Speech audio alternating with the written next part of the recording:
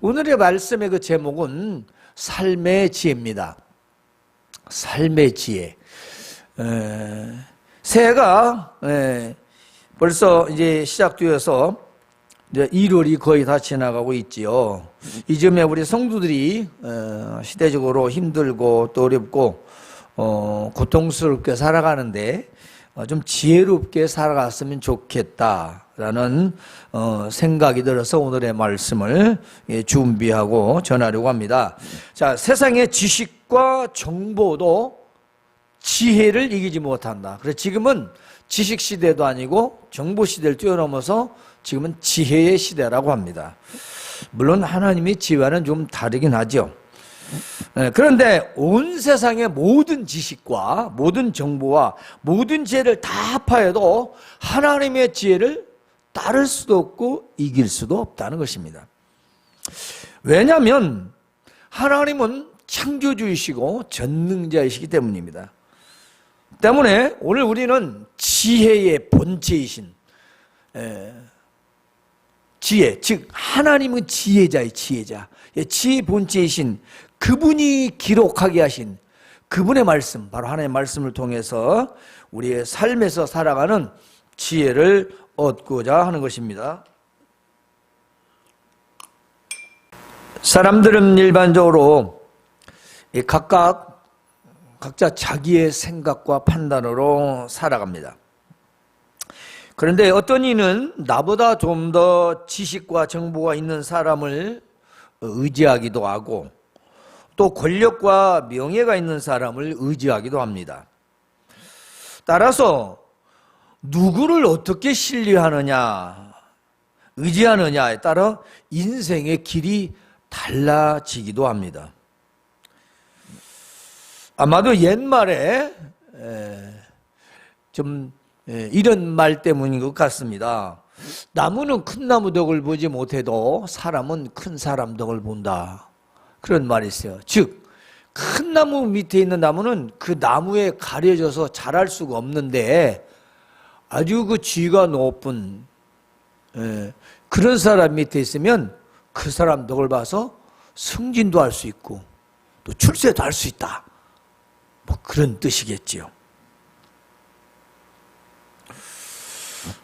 그러다가 보니까 이것이 마치 무슨 우리가 삶의 지혜고 그것이 좋은 처세술처럼 생각하는 사람도 많이 있습니다. 그래서 사람들은 자기보다 좀 더 나은 지위 그리고 권세와 부와 명예 가진 자들을 가까이 하려고 하는 것이 있습니다. 지금 시대에도 전혀 다르지 않습니다. 그런데 세상 사람들은 그렇다 해도 우리는 좀 달라야 되지 않겠습니까? 지금 말씀드리고자 하는 지혜는 세상에 그런 사람들의 살아가고자 하는 그런 지혜와는 차원이 다릅니다.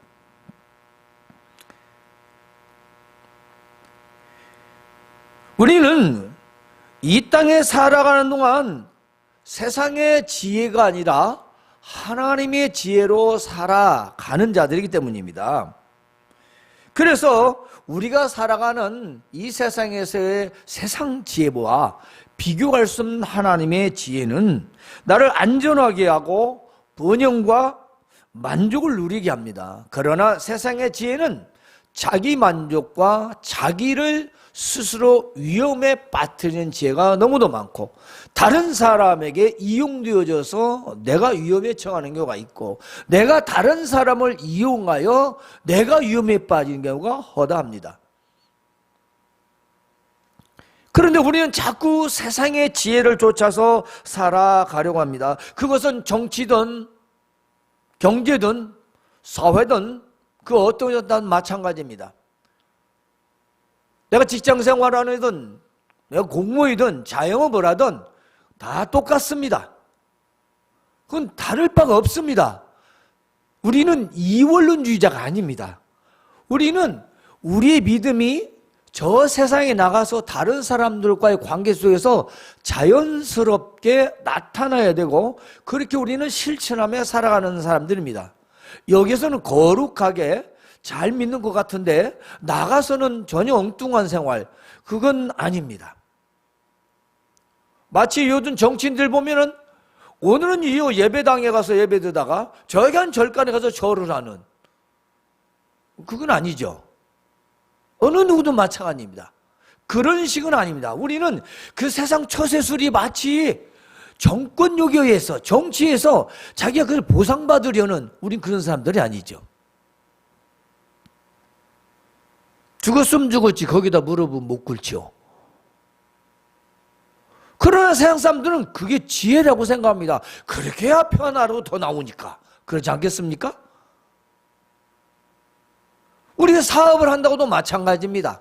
직장생활에도 마찬가지입니다. 마치 그것이 무슨 좋은 처세인 것처럼. 저도 한때는 그랬죠. 그래서 아주 정말 많은 사람들을 저녁마다 만나고 로비한다고, 관계 맺는다고, 가까워지려고, 나에게 유익되려고 얼마나 많은 시간들을 보냈는지 모릅니다. 결과는 제로입니다. 그것이 결코 사람의 지혜가 나를 온전하게 하거나 안전하게 절대 보장해 줘야 했습니다. 세상에서 가장 무서운 사람은 내가 가장 가까이 믿는 사람이라는 말이 있습니다. 그 사람 날 너무 잘하니까.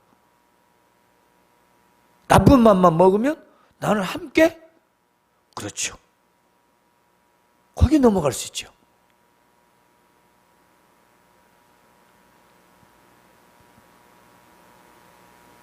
그래서 우리는 세상의 지혜가 너무 다릅니다.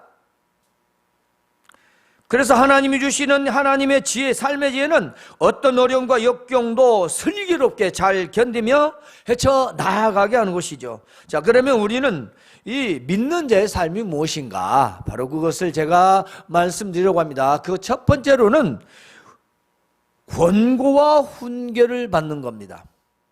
자, 이 권고라는 것은 때로는 이게 혼내다라는 뜻도 있지만은 권명이라는 뜻이 있습니다. 원어에는 애차라는 이 단어가 충고, 조언, 의논 이런 의미가 있어요. 훈계는 그 무사르라는 단어인데요. 이거는 징계고 또 교훈입니다. 두 개를 합치면은 충고죠. 참 싫어합니다. 현대인들 참 젊은 사람들 충고 싫어해요. 조언도 고개만 끄덕이면 그만입니다. 징계요? 더 싫어합니다. 교훈은 자기가 더 잘합니다. 가르칠 게 없어요. 자기가 더 잘 알아요. 60년, 70년 살아온 인생보다 이제 2, 30년 산 인생을 더 주장합니다. 근데 그게 어리석은 거라는 게 모르고요, 자기는 굉장히 잘 안다라고 생각합니다. 저도 그랬기 때문입니다. 하나님께서 말씀하시는 이 삶의 지혜 첫 번째 권고와 훈계가 뭐냐? 바로 오늘 그 말씀 첫 번째로 하나님의 말씀을 잘 듣고 받아들이며 또 한쪽에는 부모의 교훈도 잘 받아들여야 한다는 것입니다. 그러니까 하나님 말씀을 통해서 충고도 듣고 조언도 듣고 부모의 말씀에서 권고와 훈계를 받아야 한다.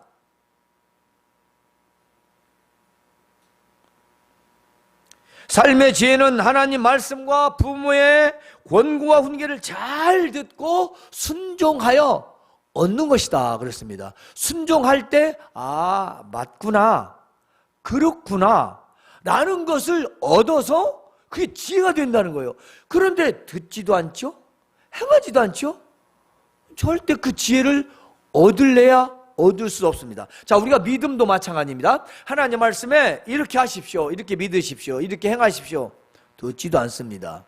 근데 행하지도 않는다. 뭐가 남겠어요? 아무것도 남는 게 없어요. 무엇만? 시간만 낭비입니다. 우리 시간을 낭비하는 인생을 살 수 없지 않습니까? 자, 잠언 13장 1절에는요 지혜로운 아들은, 지혜로운 아들은 아비의 말을 잘 듣고 훈계를 잘 듣는다. 그런데 거만한 자는 그걸 거부한대요. 뿐만이 아닙니다. 잠언에 있는 말씀 또 8장 33절에는 훈계를 잘 들어서 지혜를 얻어라. 그걸 버리지 말라. 그렇게 말씀하십니다. 그리고 23장 19절에는 내 아들아 너는 듣고 지혜를 얻어 네 마음을 바른 길로 인도하라 그렇습니다. 3장 7절에는 스스로 지혜롭게 여기지 말라. 여호와를 경외하며 악에서 떠날지어다 그렇습니다. 스스롭게 내가 잘 알아서 합니다. 내가 다 잘 압니다. 그렇게 하지 말래요. 뭘? 인생을, 우리의 삶을. 그런데 요즘 보면 물론 과거도 없지 않아 있었지만은 지금 젊은 사람들은 나이가 먹은 사람들의 얘기를 전혀 귀담아 듣는 것이 없습니다. 그게 문제가 뭐냐면 인생이 문제죠. 뭐 말 안 듣는다 고약은 뭐 어떻게 할 수 없는 거지만 중요한 것은 전혀 자신의 인생에 도움이 안 된다는 겁니다.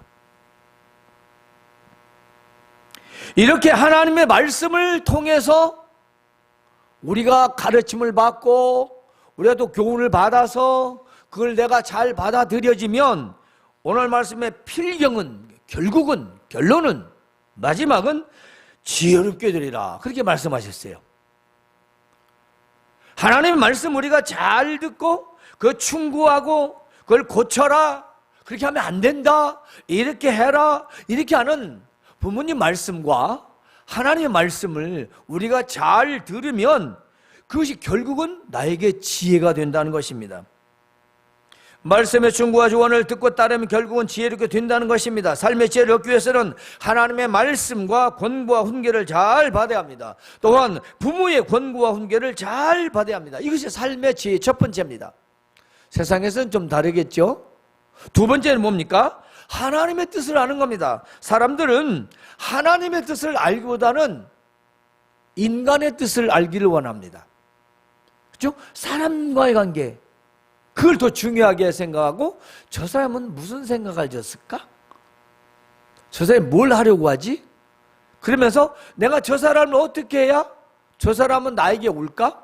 우리는 여러 가지 사람과의 관계에서만 생각합니다. 즉 인간의 생각과 뜻을 알려고 하죠. 왜냐? 그래야 내가 정확한 포인트를 알아서 상대방이 내가 필요한 말을 해줘야 그 사람 나를 따르게 되고 나와 관계가 좋아지게 될 것은 너무 당연한 거니까. 그런데 인간관계가 나빠서는 안 되죠. 좋아야 되죠. 그런데 그보다 또 중요한 게 있습니다. 바로 하나님의 뜻을 아는 겁니다. 이 하나님의 뜻은 다른 말로는 하나님의 계획입니다. 하나님의 계획. 이 하나님의 계획. 이걸 다른 말로는 하나님의 공의, 하나님의 의. 하나님이 옳게 바르게 바라보는 것은 무엇이냐? 그겁니다. 그러니까 우리가 삶의 지혜라는 게 뭐냐? 뭐 IQ를 높이는 그것도 아니에요. 뭐 감성을 풍부하는 거 그것도 아닙니다. 우리가 하나님의 말씀에 권고와 훈계를 부모의 권고와 훈계를 받아 두 번째는 하나님의 뜻을 우리가 알아야 되는 거죠. 하나님이 무엇을 옳게 여기시는가, 어떻게 사는 걸 바르게 보시는가, 그게 중요한 거죠. 그러니까 하나님의 뜻을 안다는 것은 하나님의 모든 계획을 안다는 겁니다. 그러나 우리가 모든 걸 다 할 수 없지만 인간이 세상에서 살아가면서 알 수 있는 바로 방법은 있습니다. 즉 오늘 말씀은 사람 마음에 많은 계획이 있어도 오직 여호와의 뜻만 완전히 서게 되리라. 자, 본문에 그렇게 말씀하시는데 이 말씀이 뭐냐면 인간의 모든 생각과 계획은 아무리 많이 잘 세워도 오직 하나님 뜻만 이루어진다. 다른 말로요, 아무리 우리가 머리를 잘 쓰고 많은 지식과 정보를 얻어서 계획을 세우고 그것을 또 세워도 하나님의 뜻대로 이루어진다 그 말이에요. 하나님 뜻대로. 그러니까 이겁니다. 이것을 잘못하면 반대로 집을 잘 지으라고 설계를 해놨어요. 잘 설계해놨어. 근데 짓는 사람이 설계대로 안 지면 어떻게 돼요? 예, 광주 그 아파트 장난. 무슨 말씀이에요? 반대로 생각해 보세요. 아무리 현대가 얼마나 대기반입니까? 얼마나 설계를 잘 해놨겠어요? 근데 설계대로 않잖아요. 그럼 어떻게 돼요? 엄청난 사고가 터지는 겁니다. 우리 인생 내가 아무리 계획 잘 세워도 못해. 주장하시는 분이 그분 뜻대로 한다는데 무슨 소용이 있어요? 너무나 현대인들은 이것을 무시하며 살아갑니다. 특별히 기독교인들도 여기에 지금 합승하고 있어요. 세상 사람과 똑같은 생각대로 살아갑니다. 그러므로 우리는 이 세상에 살아가는 동안 하나님의 뜻과 하나님의 계획을 알아야 합니다. 하나님의 뜻과 계획을 알려면 기록된 하나님의 말씀을 통해서만 우리는 알 수가 있어요. 그리고 하나님의 말씀인 성경에는 하나님의 뜻과 우리 인생의 모든 계획을 어떻게 세우고 어떻게 실천해 나갈지 말씀하고 있기 때문입니다. 바로 오늘 그 말씀 중에 하나도 오늘의 말씀이에요. 자문에 있는 말씀, 우리 인생의 모든 것을 포괄적으로, 그리고 때로는 구체적으로 이 말씀에 기록해 놨어요. 우리가 실천할 수 있도록 넓은 의미를 좁게도, 또 좁은 것을 넓게도 볼 수 있도록 수많은 지혜들이 하나님 말씀에 있으나 거기다 귀를 기울이지 않고 컴퓨터에 들어가서 클릭하는 건 더 귀하게 여겨요. 남이 말하는 그 사람이 뭘 많이 했대, 뭘 많이 모았대, 어떻게 해서 돈을 벌었대, 어떻게 성공했대, 거기서 사람을 많이 만나서 무엇에 여기에는 기가 막히게 아주 안테나가 높은데 하나님 말씀에서는 안테나를 올리질 않은, 귀를 기울이질 않아요. 제가 있잖아요. 지식과 정보가 지혜를 이길 수 없다고. 세상 사람도 그런다는 거예요. 세상 사람도. 근데 거기다 하나님의 지혜는 감히.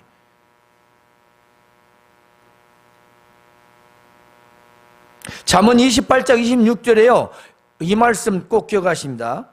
자기 마음을 믿는 자는 미련한 자요, 지혜롭게 행하는 자는 구원을 얻는 자이라. 이 말은 자기 마음을 믿는 자는 미련하고 스스로 목숨을 포기한다 이 뜻이에요.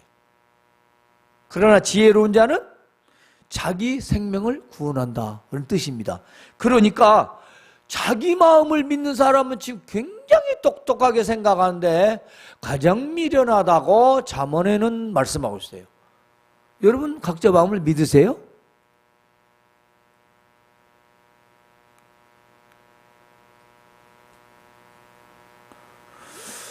여기서 믿는다는 것은 자기의 주장을 말하죠. 그래서 자기를 신뢰하고 난 할 수 있어. 그렇습니다. 우리가 어떤 면에서는 I can do 할 수도 있겠죠. 그러나 우리가 하나님 앞에서는 그게 아니죠. 우리는 할 수 있는 게 없어요. 아무것도. 자, 이것이 뭐냐면 하나님의 뜻을 아는 겁니다. 자기 마음을 믿고 자기를 믿고 자기가 스스로 알아서 하나님을 거스르고 말씀을 거스르고 자기 신념과 자기 뜻대로 살아가는 자, 그 사람은 미련하다. 우리는 그래서 세상과는 너무 다른 겁니다. 그러므로 삶의 지혜는 스스로 노력하여 얻는 것이 아니고 하나님의 뜻을 아는 겁니다. 우리가 스스로 아는 것이 아니에요. 그리고 세 번째로는 바로 성실과 진실하게 사는 겁니다. 자, 하나님의 뜻을 알아서 우리가 성실과 진실하게 살아가는 겁니다. 유명한 학술 세미나 가서 무슨 좋은 강연 듣고 그러는 거 아닙니다. 그게 뭘 도움 주나요, 우리에게? 귀 도움 주고 머리에 지식은 많이 얻고. 여러분 현대말로 썰은 잘 부를 수 있겠죠. 들은 정보가 많이 있으니까. 근데 그것이 내 삶에 뭘 줍니까? 나의 인생에 뭘 줄까요?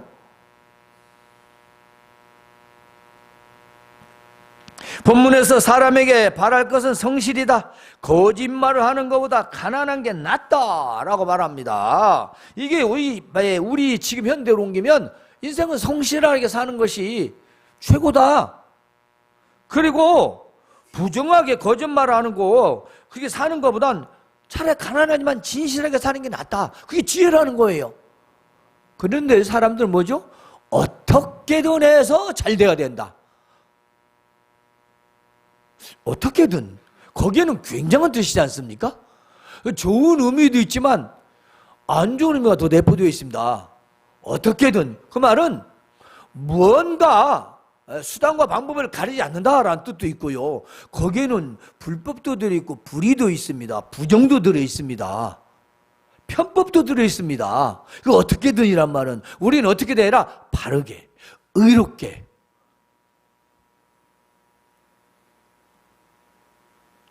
우리가 세상에서 성실과 진실은 때론 자기 유익을 위하여 변하기도 합니다. 자, 우리가 말하는 진실, 우리가 말하는 성실, 여러분 생각해 보십시오. 즉 자기 욕심과 소욕을 위해서는 열심히 성실하게 할 수 있어요. 누구를 위해서? 저를 위해서. 회사는 손해보지만 내가 이익 보기 위해서. 손님은 손해보지만 내가 몽땅 이익을 얻기 위해서 열심히 합니다. 그것도 성실이죠. 어? 그렇지 않아요? 불량식품 만드는 사람도 얼마나 열심히 성실히 합니까? 야간에도 일하고. 그리고 돈 벌어요. 성실하잖아요? 그 성실이 맞는 성실입니까? 에? 남을 못 살게 위해서 열심히 밤새도록 연구하고 회의하고 해서 그 남을 굉장히 곤경에 빠뜨린 사람들, 그것도 열심이잖아요. 그 성실 맞아요? 그러니까 세상의 성실은 다 성실이 아니에요. 진실도 마찬가지입니다. 자신을 위해서는 진실을 왜곡할 수 있어요. 거짓말을 말하면서 진짜라고 말을 합니다. 자기 유익을 위해서. 진짜야? 맞아. 그럼 나만 믿어. 근데 그게 거짓말이에요. 그래서 이 성실과 진실, 그 단어 자체로는 이건 믿을 수가 없는 것입니다. 그래서 세상에서 올바른 성실과 진실은 자주 한쪽으로 치우친다는 거죠.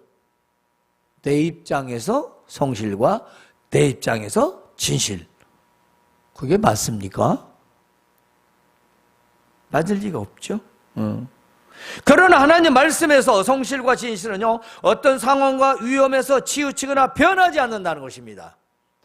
믿음에서의 성실과 진실은 좌우로 흔들리지 않습니다. 비록 내 삶이 어려워도 힘들어도 곤경에 처해도 믿음에서 흔들리지 않습니다. 내 뜻대로 안 되고 억울하고 때로는 고통스럽지만 흔들리지 않습니다. 좌우에 치우치지 않습니다. 이것은 하나님을 신뢰하는 성실과 진실이기 때문입니다. 하나님을 의지한 성실과 진실한 것이기 때문에 그래요. 그러나 우리가 하나님을 믿지 않고 내 인간적으로 생각하면 그것이 자꾸 처음에는 바르게 있다가 내가 손해볼 것 같고 내가 자꾸 뭔가 나한테 마이너스 것 같으면 자동으로 안쪽으로 붙는 거예요. 자동으로. 그게 뭔 진실이고 그게 뭔 성실입니까? 에? 하나님 앞에서 위증하는 거 마찬가지죠. 위증이에요. 그래서 올바른 성실과 진실함을 산다는 것은 바로 그 삶의 지혜라는 것입니다. 정말 믿는다면요, 성실하게 사는 것이고 진실하게 사는 거예요. 왜냐? 그게 지혜예요. 그게 나를, 생명을 살려주는 거예요. 나를 보호해 주는 겁니다. 그리고 하나님께 큰 영광이 되는 거지요. 그러므로 하나님을 경외하시기 바랍니다. 자, 이제 삶의 지혜가 권고와 훈계라고 했습니다. 하나님의 뜻이라고 했습니다. 성실과 진실하고 했습니다. 이렇게 우리가 살아가려면 바로 하나님을 경외해야 된다는 것입니다. 그러므로 하나님을 경외하는 것은 이렇습니다. 잠언 9장 10절에 여호와를 경외하는 것이 지혜의 근본이요 거룩하신 자로 하는 것이 명철이니라. 그러니까 하나님을 경외하는 것이 지혜의 근본이다. 이 세 가지 우리가 얻으려 하는 이 지혜가 하나님을 경외할 때에 얻어질 수 있는 거라는 거죠. 그래서 하나님을 경외하는 자는 하나님을 신뢰하고 존경하고 두려워하고 의지하는 걸 말합니다. 하나님을 존경하면서 의지하고 존경하면서 우리가 두려워하는 거죠. 그냥 무서워하는 게 아니라 존경하면서 그야말로 경외심을 가지는 겁니다. 함부로 대하지 아니하고. 이렇게 하나님을 경외하는 자는 삶의 지혜를 얻어서 생명에 이른다 했습니다. 생명이라는 것은 이 땅에서 생명 보존, 그렇습니다. 이 생명을 보존고 장차 영원한 생명에 이르게 되는 거지요. 즉 여러분의 삶의 위험한 상황에서 생명을 보호하시고 지켜주심을 말하는 겁니다. 또한 하나님을 경외하는 자는 족하게 지낸다 했습니다. 족하게 지낸다는 건 전혀 부족함이 없다라는 말이 아니라 어떤 생활에서도 만족감을 누리는 삶을 살게 된다는 것입니다. 즉 만족의 삶을 누린다는 것입니다. 이건 차원이 다릅니다. 있어도 만족하지 못하는 사람이 있고 없어도 만족하는 사람이 있습니다. 바울 사도도 그랬잖아요. 비천에 처할 줄도 알고 부함에도 처할 줄도 알고 있으나 없으나 내게 주시는 능력자 안에서 내가 모든 걸 해서 이렇게 살아가고 있다. 물론 그리스도 안에서의 만족감을 말합니다. 오늘 우리가 하나님이 주시는 것, 이것은 인간에게 있어서 무엇일까요? 돈일까요? 첫째는 평안이고 두 번째는 만족입니다. 평안도 만족에서 와야 되고 만족도 평안과 함께 오는데요. 사실 우리 인간은요, 타인과 비교할 때 비교 불만족에서 오는 스트레스가 굉장히 많대요. 그 자기 혼자 있으면 괜찮은데 꼭 남을 바라보면서 저 사람은 자기 친구거나 동급인데 나보다 더 낫거나 잘 되거나 하면 거기에서 스트레스를 받는다는 거예요. 성경의 말로 시기질투죠. 그러니까 스스로 병을 만드는 겁니다. 그러나 우리는 아버지가 목자이십니다. 우리 하나님 아버지가 목자시고 우리는 그의 양이니 우리는 부족함이 없는 겁니다. 사실 우리는 부족함이 없는 거예요. 근데 문제는 뭐냐? 욕심이죠. 자꾸 뭔가를 채우려고 하는 믿음이 없는 욕심, 소욕, 바로 이것이 문제인 거지요. 그래서 잠언 14장 24절은 지혜로운 자의 재물은 그의 면류관이지만 미련한 자의 소유는 미련한 거다. 그랬어요. 미련한 거다. 이 지혜로운 자가 있는 재물은요, 그 사람에게 면류관이 된다는 겁니다. 우리가 지금 매스컴퓨터 뉴스나 이런 것을 많이 보면 사건 사고 터지는 게 경제적인 사건 보면 또 정치도 마찬가지고 뭐죠? 그 가진 돈을 가지고 재물을 가지고 잘못 사용해 가지고 옥에 가고 고통받잖아요. 벌을 받잖아요. 아니 왜 있는 돈을 가지고 그렇게 잘못 써나? 뭐예요? 더 욕심부리잖아. 더 욕심부려.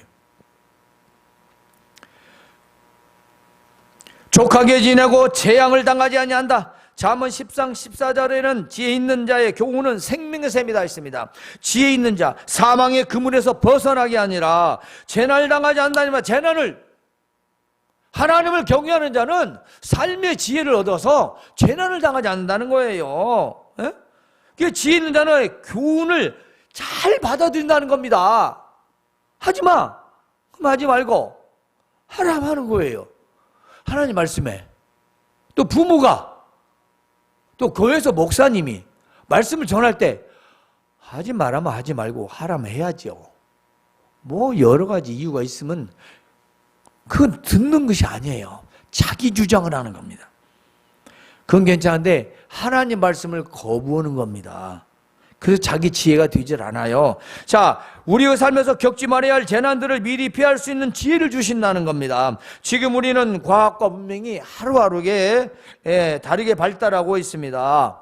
그런 세상에 살고 있지요. 때문에 하나님을 신뢰하기보다는 눈에 보이고 귀에 들리는 정보에 의지하게 됩니다. 중요한 것은 우선순위가 무엇이냐? 우선순위가 하나님을 경외하는 것입니다. 우리가 세상에 있는 것들 다 활용할 수 있지만은 하나님을 경외할 때 그것들을 분별할 수 있는 명철, 그걸 헤쳐나갈 수 있는 지혜를 주시는 겁니다. 그래서 잘못된 건 다 솎아내고 골라내고 정말 아무래도 우리에게 유익되는 거, 그 우리가 선하게 사용할 수 있죠. 왜냐? 하나님의 일반적인 은혜 안에서 다 있는 것이기 때문에 우리가 그걸 취할 수 있어요. 그러나 분별해야 됩니다. 때문에 그것은 하나님 주신 지혜가 필요하죠. 지혜가 없으면 뭐예요? 내 욕심만 채우는 거예요. 내가 원하는 것만 하고자 하는 거예요. 결국 결론은 결론은 불행입니다. 행복해질 수가 없는 거죠. 자, 그러므로 하나님을 경외하는 자는요, 권고와 훈계를 잘 받습니다. 하나님의 뜻을 잘 압니다. 성실과 진실하게 삽니다. 이것이 삶의 지혜입니다. 삶의 지혜는 하나님을 경외해야 해서 얻어지는 겁니다. 그리고 그 삶의 지혜를 통하여 이 땅에서 생명의 보존과 삶의 만족을 누리며 모든 재난에서 벗어나는 삶을 살게 되는 것입니다. 즉, 삶의 지혜는 우리를 행복한 인생을 살게 합니다. 이보다 더 좋은 지혜가 어디 있습니까? 그러므로 하나님의 지혜를 얻으려면 예배를 통하여 하나님을 경외하십시오. 예배는 하나님께 대한 최고의 경외입니다. 우리가 주일에 예배 드리는 거 여러분이 허투루 드리지 않지만 우리의 시작부터 예배 그리고 마침 오늘 종일토록 우리가 하나님을 경외하는 마음의 자세, 경외하는 우리의 행동과 태도가 가장 중요합니다.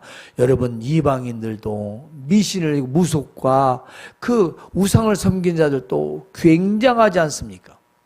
그걸 꼭 나쁘다고 볼지는 아니에요. 잘못된 걸 섬겨서 그러지. 그들의 정성 태도는 우리가 본받아야 됩니다. 어디 타인 종교만도 못해요. 우리가 굉장히 진심을 가지고 하나님을 우리가 예배해야 되는데 우리는 그 모든 시작부터, 즉 준비로부터 우리가 순서에 따라 마치기까지 우리의 모든 예배의 태도는 하나님을 경외하는 것입니다. 예배를 통하여 하나님의 말씀을 우리가 경청하는 겁니다. 설교 말씀을 잘 듣고 받아들이는 것입니다. 말씀을 주야로 묵상하는 겁니다. 그래 듣고 읽은 말씀을 또 묵상하며 기도하는 겁니다. 그리고 그 말씀을 우리가 실행에 옮기는 겁니다. 이것이 예배를 통해서 이루어지는 겁니다. 그리고 예배의 말씀을 통해서 권고와 훈계를 듣는 것입니다. 예배의 말씀을 통하여 하나님의 뜻을 올바르게 알 수가 있습니다. 예배의 말씀을 통하여 성실과 진실하게 살아갈 수 있는 겁니다. 그래서 삶의 지혜를 얻으려면 바로 하나님을 경외하라는 겁니다. 첫 번째가 예배요, 두 번째가 말씀이요, 세 번째가 실행입니다.